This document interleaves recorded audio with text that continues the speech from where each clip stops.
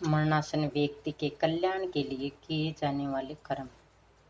श्री कृष्ण गरुड़ से कहते हैं, आपने मनुष्य के हित में बहुत ही महत्वपूर्ण बात पूछी, जिसको देवतागण योग्यजन नहीं देख सके।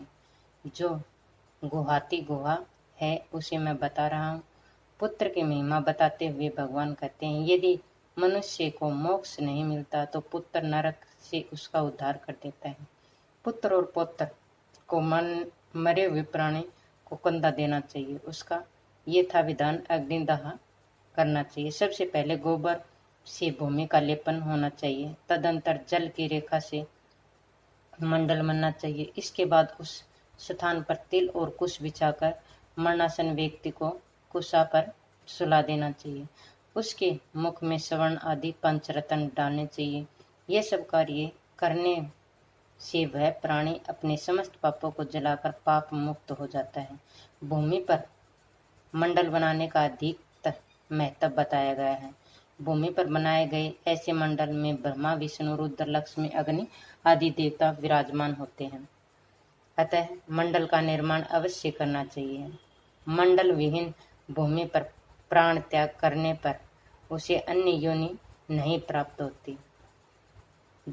उसकी जीवात्मा वायु के साथ भटकती रहती है। तिल और कुश की महत्ता बताते हुए भगवान कहते हैं, हे गरुड़, तिल मेरे पसीने से उत्पन्न हुए हैं, अतः तिल बहुत ही पवित्र है। तिल का प्रयोग करने पर असुर, दानव, दैत्य भाग जाते हैं। एक ही तिल का दान श्रवण के 32 शेर तिल के बराबर है। तर्पण दान होम में दिया गया तिल का दान अक्षय होता है। कुश मेरे शरीर के रोम से उत्पन्न हुई है। कुश के मूल में ब्रह्मा, मध्य में विष्णु, अग्रभाग में शिव को जानना चाहिए। ये तीनों देव कुश में प्रतिष्ठित माने जाते हैं।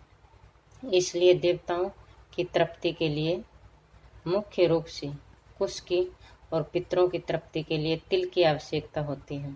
देवताओं और पितरों की तृप्ति की विश्व की तृप्ति में हेतु है। अतः श्राद्ध की जो विधियां बताई गई हैं उन्हीं के अनुसार मनुष्य को ब्रह्मा, देवेश्वर तथा पितरजनों को संतृप्त करना चाहिए। ब्राह्मण मंत्र, कुश, अग्नि और तुलसी ये बार बार प्रयुक्त होने पर भी बासी नहीं होते। हे पशिश्रेष्ठ विष्णु, एकादशी व्रत, गीता, तुलसी, ब्राह्मण और गो ये 6 दुर्गम अनुसार संसार में लोगों को मुक्ति प्रदान करने के साधन हैं। मृत्यु काल के मरणासन के दोनों हाथों में कुश रखना चाहिए। इससे प्राणी विष्णु लोक को प्राप्त होता है। लवण रस पितरों को प्रिय होता है और स्वर्ग को प्रदान करता है। ये लवण रस भगवान विष्णु के शरीर से उत्पन्न हुआ है, इसलिए अनादि के साथ लवण का दान करना चाहिए। इस पृथ्वी पर यदि किसी आतुर व्यक्ति के प्राण न निकलते हों तो उसके लिए स्वर्ग का द्वार खोलने के लिए लवण का दान करना चाहिए।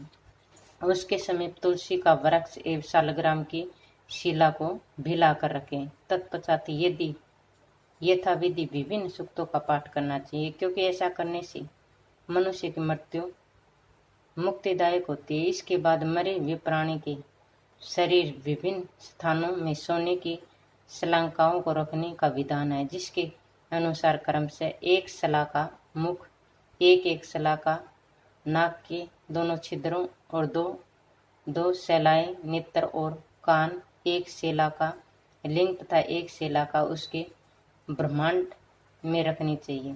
उसके दोनों हाथ में कंठमाला में तुलसी रखें। उसके शव को 2 वस्त्रों से आच्छादित करें। कुसुम और अक्षत से पूजन करना चाहिए।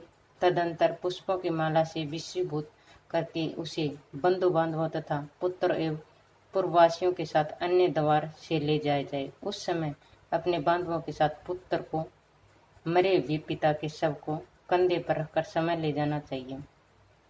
शमशान देश में पहुंचकर पुत्र पूर्वाभिमुख या उत्तराभिमुख वहां की उस भूमि पर चिंता का निर्माण करवाए जो पहले से ही जली न हो। उस चिता में चंदन, तुलसी और प्लास्टिक लकड़ी का प्रयोग करना चाहिए। जब मरासन व्यक्ति की इंद्रियां का समूह व्याकुल हो उठता है, चेतन शरीर जड़ीभूत हो जाता है। उस समय प्राण शरीर को छोड़कर यमराज के दूतों के साथ चले जाते हैं। उस समय जो प्राणी दुरात्मा होते हैं वे यमदूत अपने पास बंधनों में जकड़कर मारते हैं। जो सुकृति हैं उनको स्वर्ग के पार्षद सुखपूर्वक अपने लोकों में ले जाते हैं। यमलोक के दुर्गम मार्ग में पापियों को दुख झेलने वे जाना पड़ता है। यमराज अपने लोक में शंख चक्र तथा गदा आदि से विश्वभूत चतुर्भुज रूप धारण करके पुण्य कर्म करने वाले साधु पुरुषों के साथ मित्रवत आचरण करते हैं और पापियों को सैनिकट बुलाकर उससे अपने दंड से तर्जना देते हैं।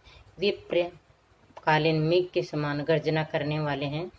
अंजनागिरी के सदस्य उनका कृष्ण वर्ण है तथा एक बहुत बड़े भैंसे पर सवार होते हैं। वे महाक्रोधी अत्यंत भयंकर हैं। भीम का या दुराकृति यमराज अपने हाथों में लोहे का दंड और पाश धारण करते हैं।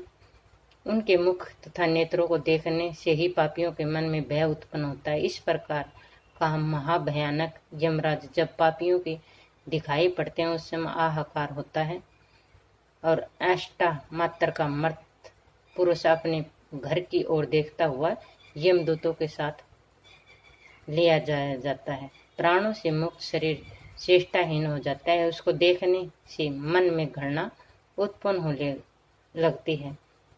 वह तुरंत स्पर्श और दुर्गंध युक्त और सभी प्रकार से निंदित हो जाता है।